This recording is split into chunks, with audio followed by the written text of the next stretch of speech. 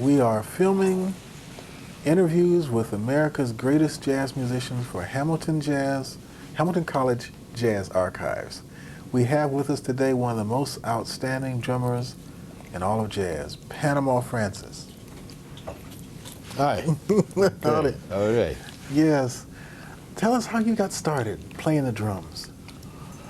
Well, I was asked by my parents what I wanted for Christmas. I wanted Santa Claus to bring me for Christmas, and I told him I wanted a drum.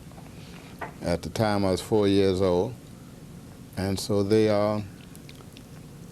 bought me a drum for Christmas. And so that's where it started, and ever since then, that's all it's been, the drum. Where'd you grow up? I grew up in Miami, Florida. And tell us about how you learned this music. There weren't any universities that taught jazz at that time, were there? Well, to me, maybe a lot of people won't like it, but I am under the impression that jazz was a music that just happened. It wasn't something that was laid out or thought about, just like like with classical music. Nobody sat down and thought it out. It just happened. I mean, there's such a thing as a gift from God. I mean, God gives you that gift like He gave me a gift. I never had no formal training. I just picked up on me, as I said, at the age of 4, picked up a pair of sticks, started playing, and I've been playing ever since. But you are gifted. Well, yeah, well, that's what I say. I mean, you get this thing. I mean, you're born with it. I think, that this is. I mean, this is what you're going to do. And so that's what happened to me. I mean, I could hear something one time, and I could play it. In fact, that's one reason why I'm not a teacher, because I don't have the patience to teach anybody, because I mean, it came easy to me. I mean, to me, it's like eating. Yeah, like a lot of people have asked me, which I mean, this doesn't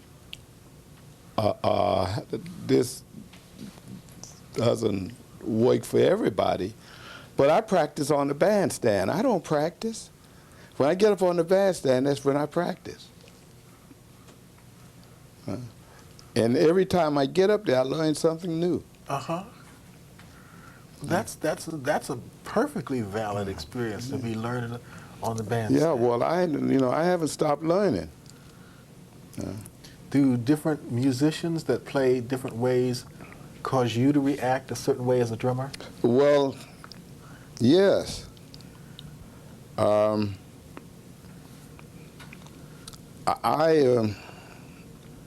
am very competitive. In fact, when I was worked with Roy Eldridge, he was also of the same mentality. And we used to go out and look for jam sessions and look for guys to cut, because back then,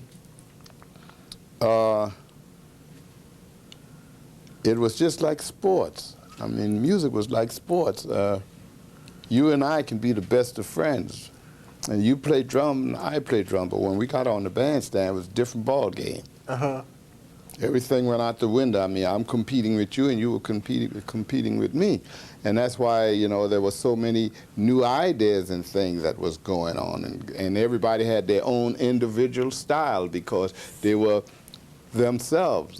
They didn't study with someone that everybody has to do it the same way. Uh-huh. I mean, like in the South, a lot of the musicians, they didn't have any music teachers. They learned by trial and errors. So you might see a guy that's a trumpet player, and he have both jaws out like this, like Dizzy? Yeah, like Dizzy Gillespie. That's because, I mean, when he started out, he didn't have no nobody to tell him that that was wrong, but he got the results doing this. You know, tell us about your concept of what the drummer does in the ensemble. What role does the drummer bring to jazz music? Well, to me, the drummer's role, he is timekeeper. It's not the bass player or piano player. It's the drummer. The drummer is the basic in jazz. He is the basic man in jazz. But what has happened, it's not easy playing bass drum. That's why if you hear different bands and things, everything is top, everything is on top. You don't hear nothing at the bottom. There's no bottom other than the bass. But when I was coming up, the drummer and the bass player worked together as a team. His bass drum and the bass fiddle coincide with each other. And the bass drum was on a plane where he didn't overpower the bass. It was felt, not heard. It was felt. And you don't learn that overnight. I mean, being a drummer, see, that's another thing. You have to pay your dues. I mean, it took me 7 years to learn how to control a bass drum, that I don't overplay it and I keep time. It took 7 years. And if you was to feel here, it's nothing but muscle, you know? Because of all those years of doing this. But that's not easy. It's not easy to do this. And keep it, keep it steady, keep it going. And I mean, you start a tempo and you end up at that tempo. You don't start under or over, you start at that tempo. But that takes years of experience. But today, I mean, the young drummers, I mean, they're learning all the rudiments. They all can play some of the greatest solos that you want to hear. I mean, they frighten me with solos that they play because they know the rudiments and things. But when they're supposed to do the job that they're supposed to be doing, they don't do it. They're all over the drum. They're not sitting playing teach-a-boom, teach-a-boom, teach-a-boom, playing the time, keeping the band swinging. Keeping the band swinging, and that's an art in itself, isn't it? Yes. Well, look, I take great pride. I mean, in fact, I play solos now because I have to, because people want you to play solos.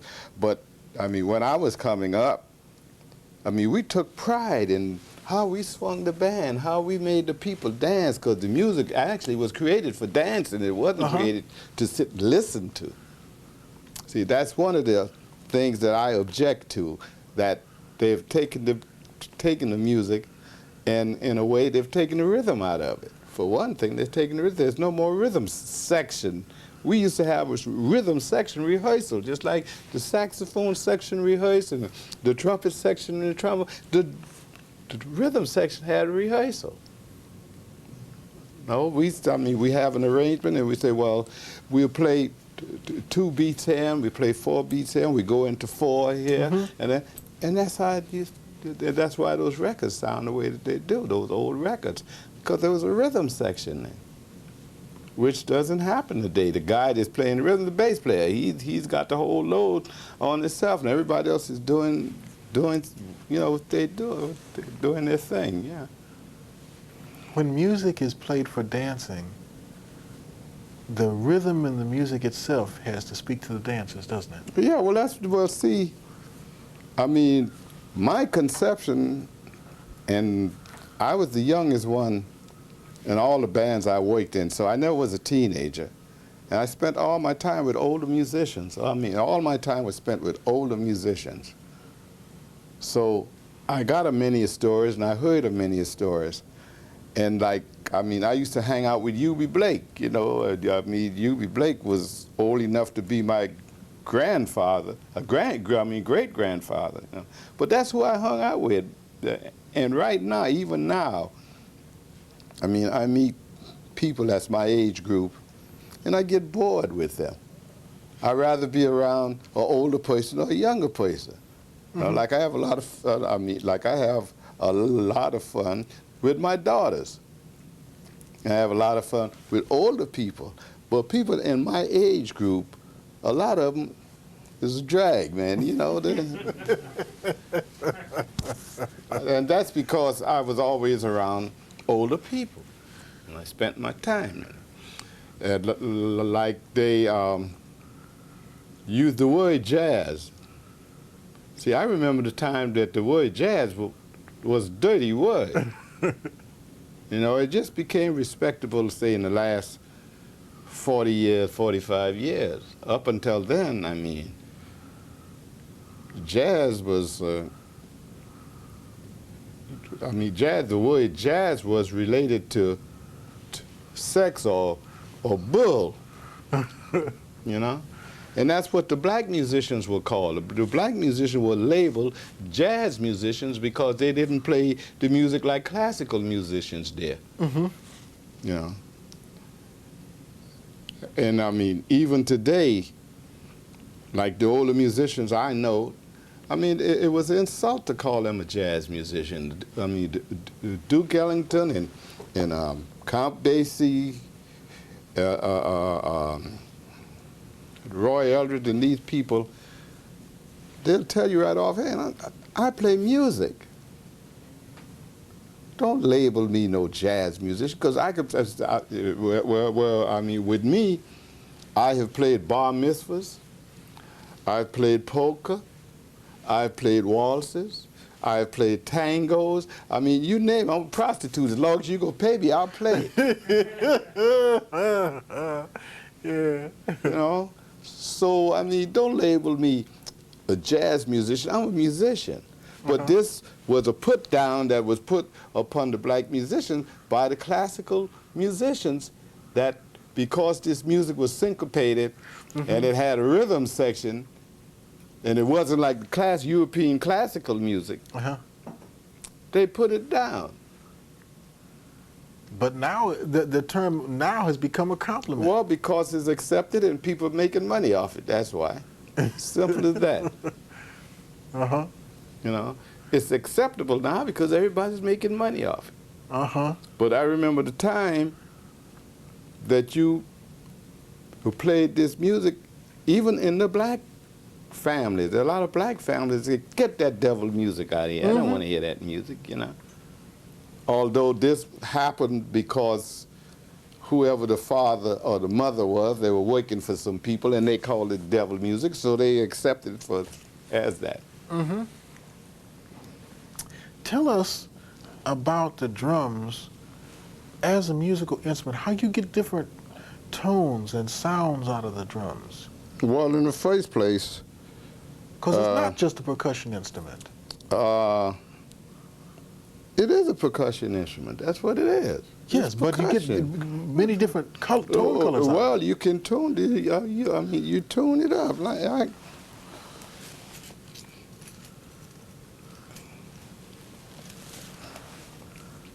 very seldom see me without this. I always got it. So I tune up the drums, and I tune them to different sounds. Mm-hmm. And like with my with bass drum, I up until in recent years I use timpani heads on the bass drum. So I used to tune my bass drum to G, so it could blend with the bass fill. Uh-huh. And see, they don't do that anymore. You know? Guys, I don't know. Something happened somewhere down the line that it's, you know, it's been changed. And they, you know, speak about, well, you don't have to play any bass drum. You just use the bass drum to accent. That's crap. The bass drum is very important. But that's the reason why when I play, I look out in that audience, and if I don't see nobody doing much or patting their foot or something, then I ain't swinging. I'm not swinging. Something is missing. I'm not getting to them. Mm-hmm. But if I see one person out there patting their foot or shaking their head, I play for them. Forget about the other people. I play for that one part, that one person. Mm-hmm. That's where my inspiration comes from. And I love to watch people dance because that really inspires me to watch people dance. Uh-huh. Tell us some of the big bands that you played with. Well, I started out with a band in Miami when I was 14 years old called George Kelly and the Cavaliers. And I was with them until I was 18, and I went to Tampa to join a band that was fronted by a guy named Charlie Brantley. And then I left and went to New York. And I did something in New York that very few musicians or very few people in show business has done. I got New York on a Tuesday and went to work Sunday, and I never looked back. I was like one of the first ones of my peers to leave home. Everybody was afraid to leave to go to New York because they heard all these fantastic stories about these fantastic musicians in New York, and they were afraid to go. But after I went, then here come Cannonball and George Kelly and all the rest of them. Then everybody followed me up there. But I was the one that led the way. And I'm not doing one of these things, but I did, because everybody else was afraid to leave. I didn't know. I was stupid anyway. I was a young, dumb kid, I guess. Because I sit back and I think about some of the dumb things that I've done. But you can imagine, you know, here I am. At 13, I'm working in nightclubs. Uh-huh. You know. At 14, I'm on the road and experiencing things that a man in his 20s would be experiencing.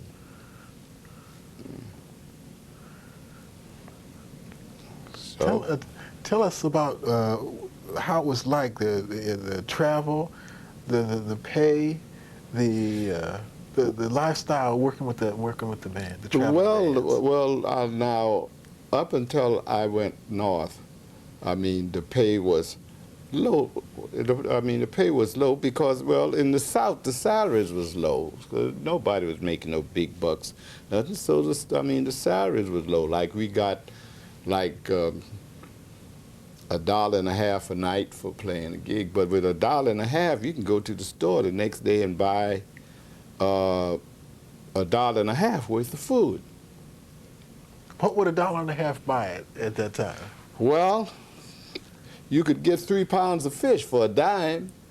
Wow. You know? You could get spare ribs or pork chops or steak for $0.25 a pound. String beans and collard greens and all that. And people used to throw that away. You know? So it was $1.50 went a long way. Like room rent, like people used to charge like $3 a week for a room. You know? And see, there's one thing, like you see me like this now. I came up in this type of school. Where a musician looked the part of a musician. You didn't dress like any and everybody. You stood out like a sore thumb in the crowd. Everybody knew who the musician was because he was a guy that was dressed. Uh-huh. He had on a shirt and a tie. Like I used to change suits sometimes 3 times a day. I owned over 30 suits of clothes. Uh-huh. But nowadays, it kind of bugged me to see a musician walk up on the bandstand with sneakers on and a sports shirt, you know. Well, that's the way it is today, but when I was coming up, you knew who the musician was. He didn't look like any and everybody in the neighborhood. Uh-huh. Yeah. Have you played in Europe? Tell us about playing outside of the United States. Well, in Europe, it's a different ball game. The people in Europe, well, almost all the people that come to our jazz festival or jazz clubs are intellectuals or students. And they they feel that this is the only art form that America gave to the world was this music. And so they accept us. In fact, there was a time that they felt that nobody white could play jazz because everybody black was playing it. There was a time that there were very few white guys that even thought of playing jazz. Because, like I say, it was a it was a low-down music. You know, there was one time they called it whorehouse music, you know. It had every kind of derogatory name that you could think of, and white musicians didn't want to be associated with that kind of music, It wasn't until 1919 and 1918 with the rhythm, the original Dixieland band that came on the scene, and then that's when white guys started playing it. But before then, they didn't play. Everybody was for the symphony. Everybody was trying for the symphony. Blacks too. Only thing they wasn't accepted, they couldn't join the symphony because they said that they played it with a jazz feeling. So they wasn't able to get into the symphony orchestra. So there's there was a lot of guys that learned cello and violin, like Coleman Hawkins was a cello player. But he couldn't get a job in the symphony orchestra, so he took. Well, I mean, in fact, the black musicians are responsible for the saxophones because the classical trained musician called it a bastard instrument because they didn't use it in the symphony. And they're responsible for the saxophone, being accepted. But the black musicians, the Coleman Hawkins and those kind of people. Let me ask you, how did you get the nickname Panama? I've been asked that so many times. I wish I had $1 for every time I've been asked that. Well, what happened, I joined Roy Eldridge. In fact, I met Roy at a jam session because I used to, as I say, I was very competitive, and I used to go looking for jam sessions. And so I went to this jam session, and Roy Eldridge heard me. And he liked the way that I played behind him. And his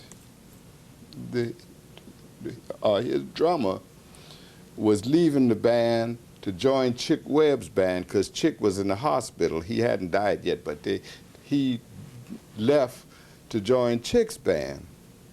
And so Roy was looking for a drummer. And he heard me in the jam session. So he asked me, who was I working with? I told him I wasn't working with, and I wasn't working with anybody because I was just gigging around, you know, with everybody. So he asked me if I would like to join his band. I didn't even know who he was. So I told him yes. So he said, well, I think this was like on a Thursday night. He said, well, we have rehearsals on Tuesday. Can you make the rehearsals? So I said, yeah. So I'm there setting my drums up when Joe Glazier walked in there, because Joe Glazier had Roy under contract. And he used to hire the musicians for Louis. So he had hired Sid Catlett to play with Roy. And I guess Roy, not being like Louis, I mean, he didn't accept any and everybody to play with him. He wanted to be comfortable with whoever he worked with. So I'm there setting the drums up, and Joe Glazier walks in, and he asked for Sid, for Big Sid. So Roy said, I don't know where he is. So he said, well, who's that that's setting up the drums there? And without batting an eye, he just turned around and said, oh, that's Panama, because I had on a Panama hat. It was in the summertime, and I just come from Florida. And that was the style in Florida, Panama hats. You know? So I had on a Panama hat. And, said, that's and I was too scared to tell the fellas, here I am in the big league now, too scared to tell the guy that my name was David. And so the name stuck. Uh-huh. That's how I got the name Panama. That's great. Tell us what you know of Louis Armstrong. I don't know too much. Too much about Louis Armstrong. I knew him because see, I was always in a position where I was always working. I didn't have, I didn't have that much layoff time. And when Joe Glazier approached me about joining Louis, I asked him for a price, and he said, "Well, no, I don't pay that kind of money." So I said, "Well, forget about it," because I was independent enough that I could say that. So that's why I never worked with him. But I would meet him just like I meet you or somebody else, and we talk and stuff, but not to play with him. But you have played with some of the great rhythm and blues artists. Oh, well, I tell you about that. When 2 years ago, 93, they honored me, the Rhythm and Blues Foundation, it's called, out of Washington, D.C. They honored me for my contribution to rhythm and blues. But I was put down by the jazz musician for playing rhythm and blues, because that was they would record that music, but they wasn't too proud about it. And by me playing in the church when I was like 9 years old, I used to play the Church of God. That was my gig on Sundays. I used to get 50 cents for Sundays for playing in the church. Rhythm and blues came from the church. Yes, it did. The only difference is the words would change, but the music is the same. Uh-huh. So that's how I knew so much about rhythm and blues. And so I was called by the jazz musician. I was called that rock and roll drummer. It was a put down. Like we be in the bar at Jim and Andy's, and I walk in the door and say, "Oh, here comes this rock and roller." Although they didn't realize how much money I was making, but when they found out how much money I was making, they was knocking the door down to make them records. But anyhow, 2 years ago, they honored me. They gave me $15,000 in a plaque. And I went to make my acceptance speech, and all I could say was, "Ladies and gentlemen," I bust out in tears, uncontrollable, because I was hurt by the jazz musician who knew me and knew that I worked in bands and heard me in jam sessions, and they went along with the white musicians who labeled me the rock and roll musician, because they never heard me play no jazz, because I was in Harlem all the time, see, with the big bands. So they didn't get a chance to hear me on 52nd Street. So they thought that this is all I could do, that I was only able to play rock and roll. And my friends and my so-called friends and brothers that knew different never stood up and said, "Well, no, man, he can play something else." I never got called for a big band date. I never got called for a jazz date. Very few jazz dates I did because of that. But that was a label that was laid on me that wasn't fair, because, I was able to play, well, at the age of 13, I was playing in bands. I wasn't playing no rhythm and blues. I was playing in bands, playing arrangements and things. But I knew how to play this music because I used to play in the church. And just like rhythm and blues became rock and roll. There was a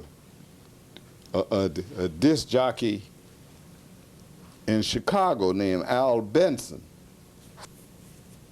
that when he introduced his show, when he came on the air, he used to say, "We're gonna rock and we're gonna roll this evening, children." He sounded like a minister.